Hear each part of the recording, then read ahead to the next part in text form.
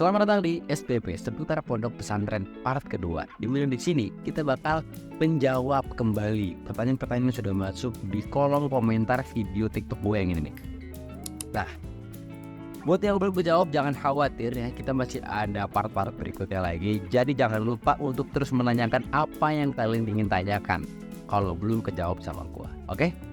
Oke, kita langsung aja masuk ke pertanyaan pertama. Tapi sebelum itu, diklik dulu tombol subscribe ya, supaya semangat nih bikin konten. Semoga tahun ini bisa mencapai 10.000 subscriber, amin. Oke, pertanyaan pertama dari Divka Bintang. Kamu motivasi mau masuk pondok tau? Oke, ini motivasi gua dulu ya, mungkin adalah bisa kalian pakai juga untuk jadi motivasi kalian. Motivasinya itu adalah ingin menjadi anak soleh yang mampu menyelamatkan keluarga serta orang tua kita kelak nanti di akhirat. Itu. Jadi kalau misalnya tanya sama orang tua, apa kamu mau masuk pesantren itu kenapa sih? Saya pengen jadi anak yang soleh dan solehah supaya bisa menyelamatkan ayah dan ibu nanti ketika di akhirat kelak. Wah, itu orang tua bisa nangis tuh begini. Lanjut dari fans Habib Zaidan. Bang, saat kamu founder, kalau kita mondok itu boleh telepon orang tua nggak? Boleh tuh. Boleh lah. Kan nanti ada jadwalnya tuh, ada waktu-waktu di mana kita nelpon keluarga kita gitu. Misalnya jadwal SMP sama itu ada jadwalnya dan ada pengurus yang bertanggung jawab untuk menyambung komunikasi antara kita di pesantren dan orang tua gitu. Emang ada HP pesantren gitu. Bang, boleh dari siapa nih gua? Namanya pakai bahasa Jepang. Bang, boleh nggak bawa barbel atas sebagai macamnya pas mau mondok? Boleh aja sih kalau lu bawa alat-alat workout ya, asalkan lu nggak bawa yang berat-berat sih alat workout kayak misalnya alat-alat gym proper yang gede-gede kan itu nyimpen di mana? Tapi kalau cuma kayak barbel doang gitu kan boleh lah. Atau alat yang buat pull up gitu kan yang ditaruh di pintu gitu kan boleh lagi gitu tuh boleh. Karena itu bentuk dari hiburan ya, kalau itu adalah bentuk refreshing kita, bentuk hiburan kita, itu sih boleh-boleh aja ya. Dari Caca Wiljayo, bang di pesantren tuh banyak bully atau senioritas gitu gak sih? Gue akuin tanpa gue harus menutupi dan membagus-bagusi ya, itu ada. Jadi gini guys, hal-hal semacam itu tuh nggak cuma terjadi di lingkungan pesantren loh, di lingkungan sekolah biasa pun ada kan ya. Tapi kenapa di pesantren itu lebih dikhawatirkan? Karena kita jauh dari keluarga gitu, kita nggak pulang-pulang, itu yang membuat kita lebih khawatir. Sementara kalau misalnya itu terjadi di sekolah biasa di luar pesantren yang kita pergi pagi pulang sore gitu kan, itu kita nggak terlalu khawatir. Karena apa? Karena kita sudah nanti bakal ketemu sama keluarga lagi. Jadi kita bertemu dengan rumah kita, bertemu sama tempat aman kita. Sementara di pesantren itu dikhawatirkan karena kita tidak bertemu sama tempat aman kita gitu. Nah itulah kita jadi seolah-olah kayak pesantren itu masalah senioritas dan pembulian itu besar banget. Padahal sama-sama ada loh, di sekolah lain juga ada, di luar pesantren ada, di pesantren juga ada gitu. Nah kalau misalnya masalah banyak atau enggaknya sih, gue bisa bilang enggak banyak ya, karena gue nggak mengalami dulu gitu. Nggak ada di pesantren gue itu, nggak ada. Tapi bukan berarti di tempat lain nggak ada juga ya. Di pesantren gue itu alhamdulillah untuk bulian nggak ada, tapi masalah senioritas itu ada. Senioritas bisa dibilang ya di kampus pun ada lah ya senioritas ya. Ini bukan hal yang harus kita takutin gitu, karena biasalah senior familial itu selalu ada. Dari bang kalau di pondok boleh rambut panjang nggak? Tergantung. Kalau lu pesantren modern itu nggak boleh, biasanya rambut itu harus dipendekin. Tapi biasanya pesantren tradisional ya, yang di kampung-kampung, yang di pelosok-pelosok itu santri itu rambutnya panjang-panjang tuh, gondrong-gondrong. Katanya tuh semakin gondrong semakin sakti ilmunya gitu. Tapi itu bercanda doang sih. Lanjut dari Hani Pramadani 16. Kalau mondok tempat paling enak untuk makan cemilan berdekat teman-teman bang. Waduh, lu nggak boleh yang kayak gitu, nggak boleh ya. Karena kalau lu berusaha untuk menyembunyikan makanan lu dan menikmati makanan lu sendirian, otomatis lu bakal apa? Bakal dijauhin. Lemari lu bakal diisengin. Hidup lu di pesantren bakal gak tenang. Lebih tepatnya lu bakal susah untuk dapat teman karena lu pelit. Jadi jangan. Iwa Islam Palestina. Oke. Tutor buat ngejauhin adik kakaan gimana? Nah ini, kalau lu adik kakaan cowok sama cowok ya, biasanya kan adik kakaan itu kan kalau bahasa adik kakaan itu ada cowok-cowok, cewek-cewek dan cowok-cewek. Nah kalau itu cewek ini tuh mau ke adik kakaan nih, ya angkenan bahasa angkenan gitu bahasa yang angkenan kayak cuma deket tapi nggak punya hubungan bahasa itu HTS lah. Tapi kalau bahasa pondok itu kayak kakak adean gitu kalau untuk cewek sama cowok.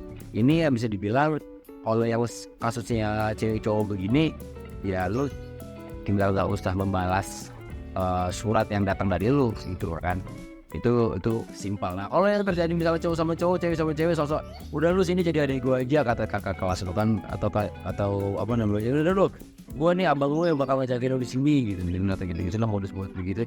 Cara menjauhinya adalah dengan lu jangan terlalu akrab sama mereka dan jangan terlalu memberikan harapan kenyamanan sama mereka. Kayak misalnya sama si ini enak nih gitu, sama santri baru si A ini enak nih gitu, dia apa-apa ada, apa-apa ngasih ke gua gitu, apa-apa dia mau nurut apa kata gua gitu. Nah itu punya potensi untuk jadi adeknya dia kalau lu terlalu ramah sama senior. Nah kalau lu gak terlalu ramah sama senior ya, lu bakal bisa ngejauhin adik kakak ini. Tapi bukan berarti lu tidak ramah sama mereka, bukan berarti lu tidak mau akrabkan diri ya. Tidak ramah itu dalam konteks lu jangan gampang mengiyakan apa yang mereka mau. Lu tetap harus pikirin diri lu sendiri juga ya. Dari ini ya Wulan 39, bang kalau di pondok makanannya biasanya apa yang gak enak dan enak? Selera ya kalau itu ya, kalau gua dulu itu yang gak enaknya itu sayur pare, kalau yang enaknya itu ya sayur terong gitu. Selera sih sebenarnya. Macam-macam nanti pesantren itu tidak punya menu yang sama gitu, pesantren A sama pesantren B itu beda-beda gitu menunya. Dari Barca Aquatic Kupu, bang kalau di pesantren boleh bawa hewan peliharaan nggak sih bang, misalnya kayak ikan dan serangga? Selagi hewan peliharaan lu tuh tidak merepotkan satu pesantren sih kayaknya boleh-boleh aja ya. Temen gue dulu ada yang bawa cupang, ikan kan, ikan cupang. Tapi kalau sampai bawa ikan koi, ikan koki, ikan mujair, ikan arwana gitu kan, musim penting banget gitu. Atau kalau lo mau serangga begitu boleh, kayak misalnya boleh lah bawa serangga kecil-kecil kan, asalkan jangan kayak bawa hewan kayak contoh misalnya lo bawa kucing ya kan. Kucing itu bukan nggak boleh sih, lebih ke ya kalau lo bisa merawatnya ya silakan, jangan sampai lo bawa kucing tapi lo tuh merepotkan satu pesantren gitu untuk merawat kucing gitu, kayak boleh tuh. Soalnya temen gue dulu juga ada bawa kucing tapi kucingnya dilepasin gitu aja gitu, kasih makan gitu, cuman nggak sampai merepotkan satu pesantren gitu, aman kalau gitu. Cuman kayak misalnya pokoknya hewan peliharaan yang treatmentnya itu khusus banget lah kayak gitu, kayak gini-gini nih ya, yang jangan dibawa nih gitu. Ada indikasi nanti hewan peliharaan itu disuruh bawa pulang lagi gitu, jangan di pesantren. Nggak boleh ini bang, boleh nggak bawa mie instan di pondok? Boleh tuh, ini makanan kedua kita nih di pesantren setelah makan pesantren itu sendiri ya. Tengah malam lapar gabut ya kan, kita makan tuh mie gitu. Tapi biasanya makan mie itu dijatah ya, ada yang dijatah misalkan boleh bawa mie sekian doang gitu, karena kan pihak pesantren juga ingin menjaga kadar gizi dari santrinya. Waduh, namanya susah ini bingung gua. Berapa duit jajan pondok? Kalau gue dulu 200 sebulan. Tapi kalau untuk sekarang mungkin kayaknya 200 tuh kedikitan ya. Bisa dia angkat di 500 lah ya. Karena lu gak usah apa yang harus lu bayarin kan di pesantren kan. Lu tinggal jajan-jajan doang gitu, gak ada yang harus lu belanjain. Makan lu udah dapat dari pesantren. Apa aja gitu. Sarung lu dibeliin orang tua, dibawain. Paling kayak cadangan buat beli buku, beli kitab, beli sendal, beli sabun. Kalau misalnya habis tiba-tiba sebelum orang tua datang gitu doang sih. Jadi uang jajan di pesantren itu cuma untuk backup doang gitu, kalau kebutuhan mendadak kita ketika kita di pesantren gitu. M Al-Fatih, bang gua udah nggak mau pondok, saran dong bang untuk betah. Pertama lo ikutin kegiatan mereka di pesantren ya. Ketika lo udah merasa nggak betah, jangan malah sering menyendiri. Lu udah nggak betah, sering menyendiri, nggak mau berkomunikasi gitu, makin kerasa pulang ya. Nah kalau lu pengen berusaha untuk betah di pesantren, coba berbaur dengan kegiatan mereka, coba berkomunikasi, beradaptasi lebih luas lagi dengan orang-orangnya, bukan cuma sekedar di kamar lu doang, tapi lintas asrama, kenal orang-orang dari asrama lain gitu, atau dari tingkat kelas lain gitu. Lu kenalan sama mereka, lu ngobrol. Dan jangan pernah biarkan diri lu tuh sendiri. Karena faktor kita untuk nggak betah adalah karena kita sering sendiri. Kalau kita sering beramai-ramai, itu kegiatan-kegiatan itu akan membuat kita jadi lupa sama lingkungan rumah. Jadi kita lupa untuk nggak betah di pesantren. Untuk ini jadi pesta. Itu. Dari Aizen, bang, kalau di pesantren kita pakai celana panjang apa masih perlu pakai kain? Mau dijawab bang? Oke.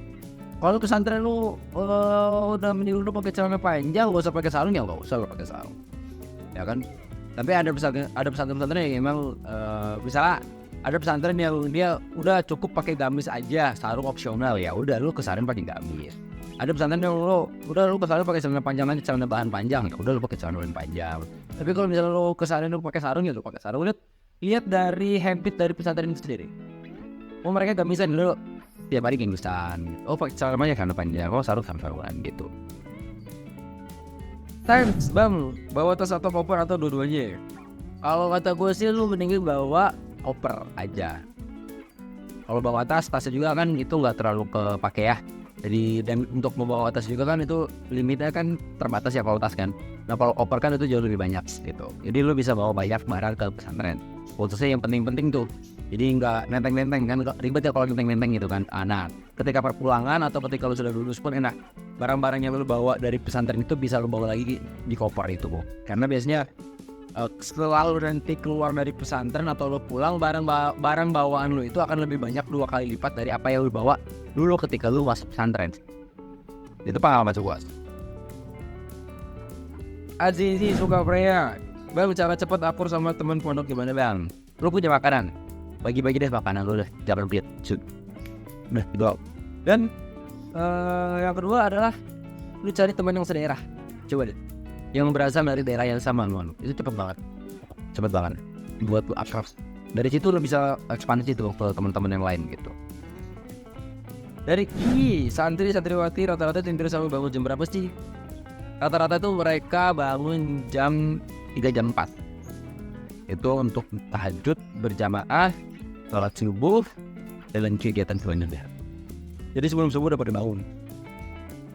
Dari Caca Wiljo, bang, kalau di pesantren kan dibekalin duit dari orang tua ya. Nah duit bekal itu biasanya dipakai buat beli apa aja di sana?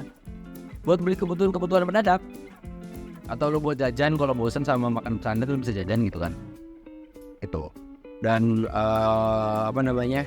kayak kebutuhan mendadak misalnya sampo habis, odol habis, sebelum orang tua datang lu bisa pakai manfaatin uang itu. Atau tiba-tiba disuruh beli kitab A, B, C, D gitu kan, lu ada duit untuk beli kitabnya segera. Tuh. Oke, habis. Terima kasih buat teman-teman semua yang sudah mengirimkan pertanyaannya ya. Buat kalian yang mau berkomentar, diskusi, boleh di kolom komentar ya. Kita ngobrol-ngobrol santai di komentar. Dan buat teman-teman semua yang pertanyaan belum gue jawab, tenang aja, drop lagi pertanyaan kalian di Q&A yang berikutnya nanti di TikTok ya. Terima kasih. Jangan lupa di like, comment, dan subscribe. Assalamualaikum warahmatullahi wabarakatuh.